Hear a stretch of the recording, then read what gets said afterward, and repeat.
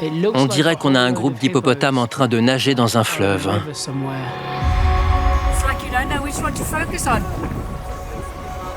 Des hippopotames. Plein d'hippopotames. Qu'est-ce qui va se passer? Ils ont l'air calmes pour le moment. Ça va dégénérer. Wow!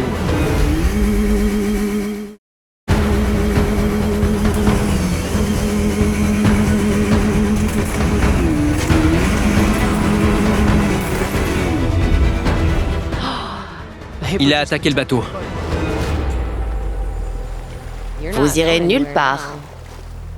Ce serait mon pire cauchemar. Est-ce qu'on peut revenir en arrière, s'il vous plaît? Et... pause. Voilà. Au début, je pensais que c'était un hippopotame mâle en colère.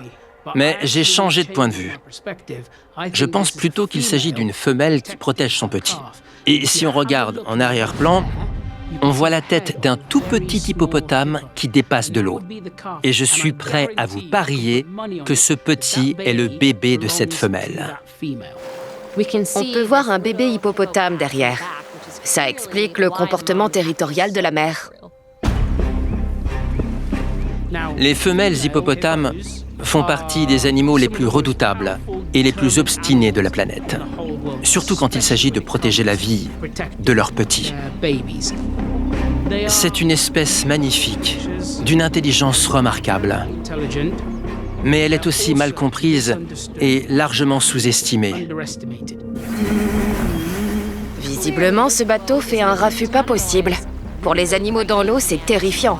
Et cette mère se dit, non, ça me plaît pas. Je vais protéger mon petit et pulvériser ce truc. On entend le moteur de l'embarcation faire... Ils sont probablement dans une zone pleine de vases ou d'algues. Et ils n'arrivent pas à prendre suffisamment de vitesse. Ils sont un peu coincés. Et ils se retrouvent dans l'une des situations les plus dangereuses qui puissent exister. J'aimerais vraiment pas être à leur place. C'est dingue. Complètement dingue. C'est une des séquences les plus effrayantes que j'ai jamais vues.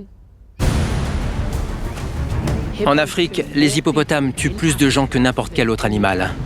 Il faut impérativement les éviter et les respecter. Ils font plus de 500 victimes chaque année. C'est bien plus que n'importe quel autre carnivore présent en Afrique. Ils ont une force phénoménale. Leur gueule peut s'ouvrir à 150 degrés. Et leur mâchoire est 3 fois plus puissante que celle d'un lion. Donc imaginez si l'un d'eux essaie de vous croquer. C'est fini. Comme ils paraissent gros et pâteaux, beaucoup de gens n'imaginent pas la vitesse à laquelle ils peuvent courir.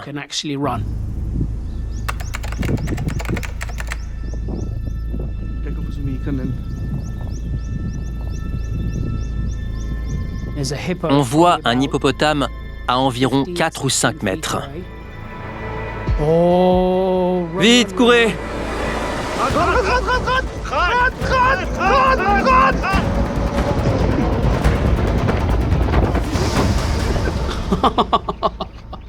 Bon, là, on a un parfait exemple de pourquoi il ne faut jamais les embêter.